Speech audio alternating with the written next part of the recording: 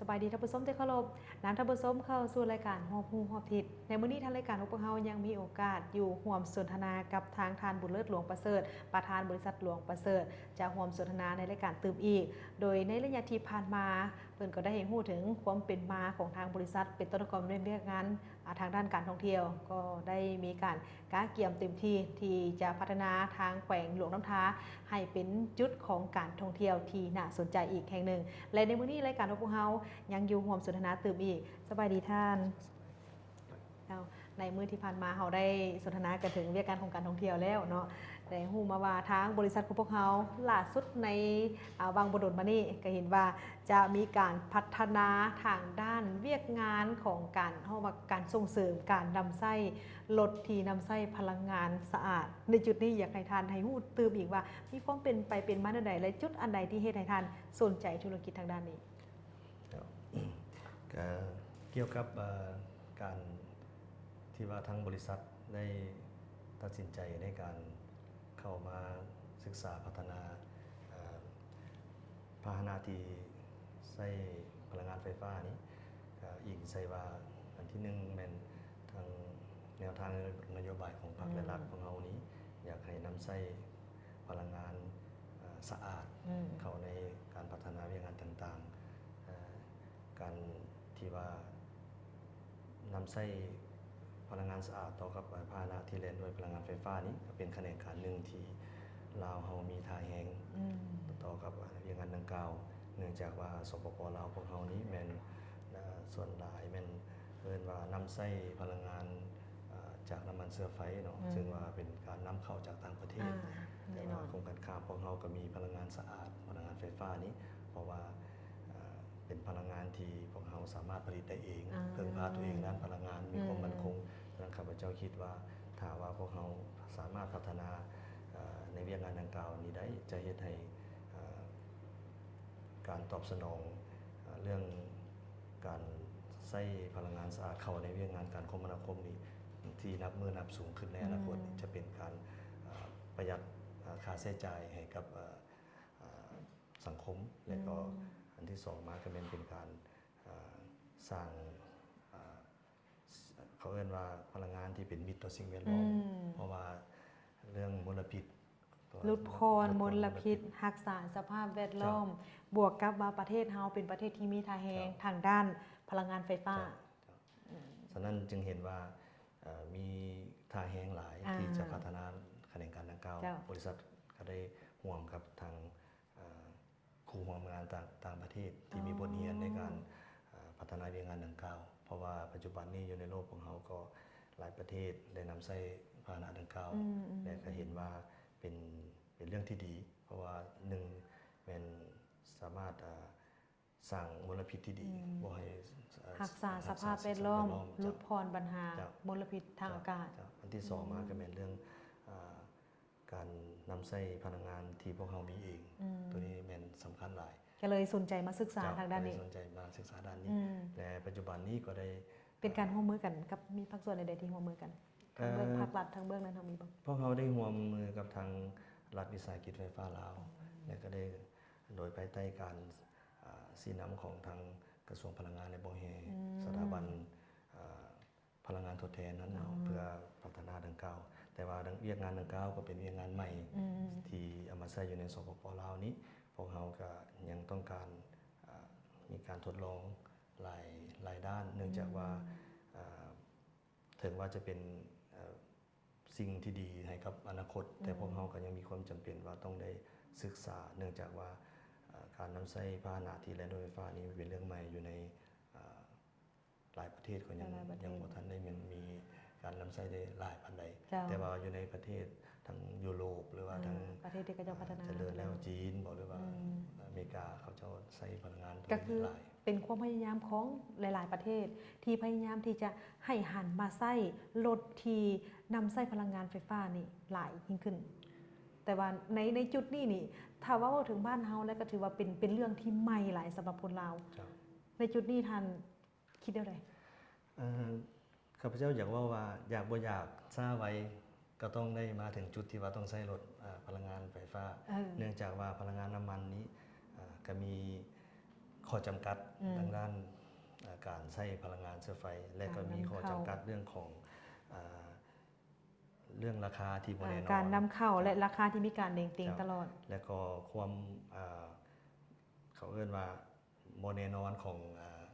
การสนองพลังงานดังกล่าวและเป็นมลพิษแด่มันกระแสของการรักษาความเขาเรียกว่ามลพิษนี้เนาะเรื่องสิ่งแวดล้อมอย่างเข้ามาเพื่อว่าการใช้พลังงานสะอาดเข้าในเวียงงานดังกล่าวนี้อยู่หลายๆประเทศแม่นถือว่ากำลังนิยมและก็ได้พัฒนามีบางประเทศแม่นถือว่าได้มีข้อห้ามและเราจะได้มีการห้ามผลิตหรือแม้บ่แม่นเพียงแต่ว่าห้ามใช้ห้ามผลิตคือยกตัวอย่างประเทศเยอรมัน2025ก็ได้มาประกาศว่าจะบ่ผลิตรถที่แล่นด้วยน้ำมันอยู่ในเมืองครับเจ้าคิดว่าอันนี้ก็เป็นเวียกงานที่ยังท้าทายสำหรับบริษัทเพราะว่าเป็นเรื่องใหม่เลยอาเมนแล้วแน่นอนแหละมันจะเกิดคำถามตามๆมาหลายๆคำถามเนาะเป็นต้นเป็นว่าถามว่าไส้รถที่นำไส้พลังงานไฟฟ้ารถนี่จะสามารถไปได้ไกลซ้ำใดแล้วการจุดการให้บริการนี่เดสิไปไส้อยู่ใส่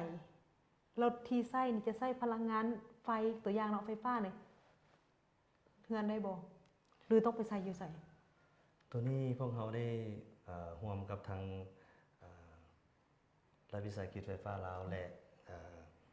กรมขนส่งได้พัฒนามาตรฐานตัวนี้ขึ้นมากำลังอยู่ในระยะที่พวกเรากำลังแลนทดลองระบบสากดังกล่าวนี้เพราะว่าคันว่าเรื่องการนำใช้รถดังกล่าวมันจะมีอยู่3ภาคส่วนภาคส่วนที่1เป็นกระโตรถเองเนาะมาตรฐานแนวใด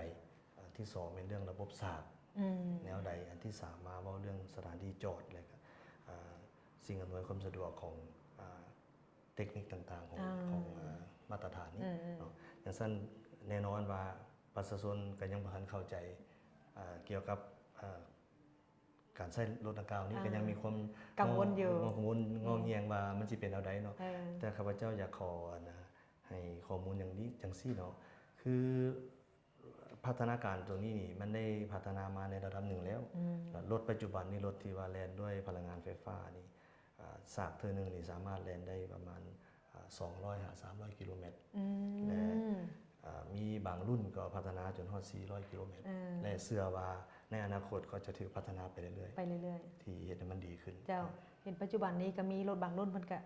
นำใส่2ระบบเนาะมีทั้งใส่ทั้งน้ำมันแล้วก็ใส่ทั้งระบบของพลังงานไฟฟ้านี่ในจุดนี้นี่แน่นอนล่ะมาฮอดปัจจุบันนี้ในประเทศของพวกเราเนี่ยก็เห็นว่ามีบางคนเนาะโดยส่วนตัวก็ได้นำใส่รถแบบนี้แล้วแต่ว่าในนั่นเองบางคนผู้ที่บ่ทันได้ฮู้ว่าการนำไส้นี่มีข้อดีขึ้นใดอันที่1แล้วอันที่2มาไส้แล้วจะเกิดปัญหาอย่างใดเกิดคำถามตามมาในจุดนี้จึงเฮ็ดให้ท่านนี่แม่นบ่ว่าเป็นไปได้บ่ว่าท่านมีความสนใจอยากจะมาพัฒนาทางระบบทางตัวนี้นี่ปัจจุบันนี้เฮาดำเนินการขึ้นได้ล่ะปัจจุบันนี้พวกเฮาแม่นสุ่มใส่การเฮ็ดโครงการทดลองหมายความว่าพวกเฮาได้เริ่มติดตั้งเครื่องสาก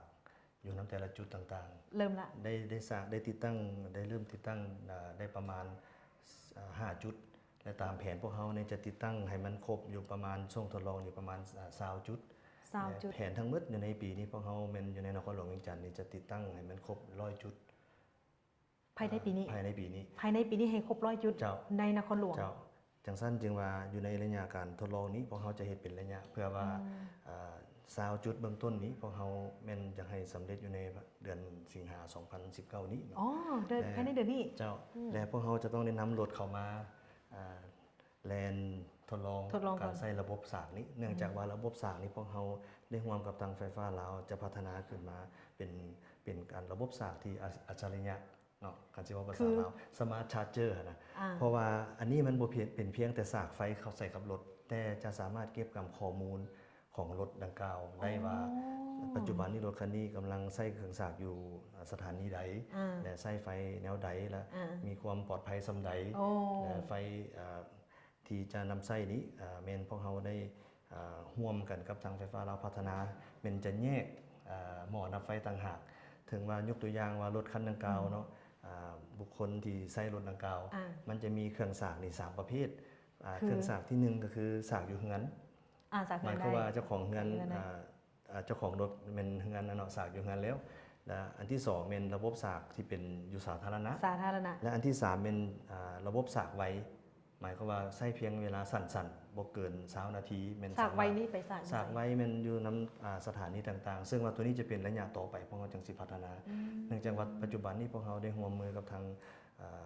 กระทรวงยทขเนาะกระทรวงโยธานั้นกรมขนส่งในการพัฒนาเนี่ยกำลังเบิ่งนำกันว่าจะสนองระบบสากให้กับห้องเพื่อห้องรับการนำใช้รถเมล์ไฟฟ้าในอนาคตว่าถ้าว่าสปปลาวใช้รถเมล์ไฟฟ้าในการขนส่ง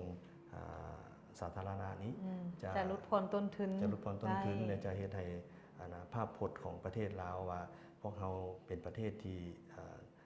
พัฒนาสีเขียวนะอันนี้ถือว่าจะเป็นการดีฉะนั้นทางบริษัทนี่ถือว่าได้แจ้งเจตจำนงให้กับทาง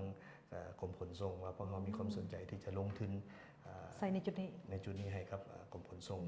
อันนี้ก็ถือว่าระบบ3มันจะมี3แบบเฮาคิดว่าจะบ่สามารถให้รถที่ว่าใช้พลังงานไฟฟ้านี่สากอยู่นำตามเฮือนโดยทั่วไปได้เนื่องจากว่าอันที่1เป็นความปลอดภัยมาก่อนเพราะว่าเฮาบ่ฮู้ได้ว่าสายไฟหรือว่าระบบไฟฟ้าที่จะมาสากรถดังกล่าวนั้นได้มาตรฐานส่ำใดฉะนั้นพวกเฮาเพื่อตัดปัญหาดังกล่าวแม่นได้ร่วมกับทางไฟฟ้าว่าจะได้แยกหม้อน้ำไฟต่างหากโดยดึงสายไฟเฉพาะต่างหากแต่ว่าก็ใช้หม้อน้ำไฟแยกแล้วก็ตั้งอยู่เฮือนนั่นแหละสมมุติว่าตั้งอยู่เฮือนนั่นเนาะและอันที่2แม่นถ้าว่าทานใช้รถดังกล่าวสากอยู่เฮือนราคาไฟจะต่างกันเพราะว่าราคาไฟที่พวกเรากำลังเสนอขอกับทางรัฐวิสาหกิจไฟฟ้าเรานี่แม่นราคาส่งเสริมจะเป็นการระดมให้คนใช้รถอันนี้นับมือนับหลายขึ้นเพราะว่าจะบ่แม่นราคาคืออยู่เฮือนตัวอย่างว่าอยู่เฮือนกิโลวัตต์นึงสมมุติว่าเนาะราคาเท่านี้สมมุติกิโลวัตต์นึงอาจจะสมมุติว่าแสนกีบสมมุติว่าเนาะตัวอย่างว่าเนาะแล้วคันถามว่าสากรถนี่สิน้อยกว่าอีกเจ้าปัจจุบันนี้สมมุติถ้าอยู่ครัวเรือนราคาไฟสมมุติว่า800กีบต่อกิโลวัตต์นึงแต่ราคาที่พวกเราขอนำกำลังเสนอขอนำทางรัฐวิสาหกิจนี่ก็มันจะต่ำกว่านั้นซึ่งว่าจะเฮ็ดให้การนำใช้ดังกล่าวหันเป็นนโยบายส่งเสริมเพราะว่าพวกเราคิดว่าถ้าว่าหลายภาคส่วนสังคมมีส่วนร่วมในการมาหันมาใช้รถที่ว่าแล่นด้วยพลังงานไฟฟ้าให้หลายขึ้นนี้จะเป็นการสร้างกระแสหรือว่าเฮ็ดให้คนใช้สังคมใช้รถอันนี้หลายขึ้นส่งเสริมพวกเขาจังสิได้ใช้พลังงานภายในพวกเราในการประหยัดแล้ว20จุดที่เราจะติดตั้งให้สำเร็จในเดือนสิงหานี้มีอยู่ไสได้ทันตัวอย่างว่าอยากเห็นสมมุติว่าปัจจุบันนี้สนใจอยากเห็นก่อนได้สำเร็จติดตั้งอยู่การติดตั้งอยู่สำนักงานบอนจอดรถของสำนักงานไฟฟ้าลาวและกระทรวงพลังงานและก็มีไฟฟ้านครหลวงแล้วก็อยู่บริษัทของEV นี้แล้วก็กำลังดำเนินการติดตั้งอยู่นำโรงแรมคราวพลาซ่าแล้วก็เวียงจันทร์เซ็นเตอร์แล้วก็สถานที่จอดรถอันที่เป็นของโรงแรมแล้วก็เป็นทั้งเป็นของสาธารณะและก็ทั้งเป็นของส่วนบุคคลอยู่ในหันจะมีหลายจุดโดยเฉพาะและอยู่ในเมืองจะมีตัวอย่างคือน้ำพุบนจอดรถหรือว่าห้านอาหารต่างๆที่พวกเราได้มีอยู่ในบัญชีอะไรและตัวที่คงเป็นสาธารณะนี่แม่นสนามบินและก็ขัวมิตรภาพอันนี้แม่นถือว่าอยู่ในบัญชี20จุดพวกเราจะให้สำเร็จอยู่ในเดือน8เป็นการดีเนาะที่ในอนาคตอันใกล้ๆนี่เนาะทางคนลาวเฮาจะได้มีโอกาสในการสมไส้รถที่นำไส้พลังงานสะอาดให้นับมือนับปลายขึ้นเพราะว่าเคียงคู่กันนั้นแน่นอนถามว่ามีจุดบริการที่สะดวกสบายผู้ที่จะซื้อรถมานำไส้ก็คือรถไฟฟ้านี่บ่ต้องเป็นห่วงละต่อไปมันบ่ต้องเป็นห่วงละสะดวกสบายแน่นอนแน่นอนว่าก็คือเมื่อกี้ว่าบ่ทราบกับไว้รถดังกล่าวแม่นถูกนำเข้ามานี่จะได้เพราะเฮาเป็นบริษัทของเฮาเป็นเพื่อพัฒนาพื้นฐานโครงสร้างเพื่อรองรับการจะใช้ดังกล่าวส่วนว่ายี่ห้อรถหรือว่าค่ายรถต่างๆไผที่มีความสนใจในเบื้องต้นก็สามารถเข้ามาพัวพันได้หรือว่าจะติดต่อข้อมูลสอบถามข้อมูลความเป็นต่างๆก็สามารถพัวพันได้อยู่ที่สำนักงานบริษัท EV ตั้งอยู่บ้านสีดำดวนถนนอาเซียนเมืองจันทบุรีเนาะเจ้าทำส้มขึ้นที่อยู่ให้เนาะทางหน้าจอนี้เลยพร้อมกับเบอร์โทรท่านใดที่สนใจอยากจะรู้ข้อมูลเกี่ยวกับการนำไส้ลดพลังงานสะอาดโดยเฉพาะก็แม่นการสนองแต่ละจุดต่างๆในการที่เพิ่นได้จะไปติดตั้งใส่แต่ละจุดเพื่อเป็นการรองรับให้แก่การนำไส้ลด ที่มีการรักษาสภาพแวดล้อมแบบนี้ท่านผู้ชมมาฮอดนี้เวลาในรายการของพวกเราก็หมดลงเพียงเท่านี้และก่อนจากกันก็ขอขอบใจกับทางท่านบุญเลิศดวงประเสริฐที่ได้ร่วมสนทนาในรายการของพวกเราตลอดเวลา2วันเนาะขอขอบใจหลายๆเนาะหวังว่าในพบกันโอกาสหน้านี่จะมีผลงานใหม่ๆมาอัปเดตเติมอีกเนาะและหมดเวลาลงเพียงเท่านี้ข้าพเจ้าพร้อมกับแขกรับเชิญในรายการลาท่านผู้ชมไปก่อนสบายดี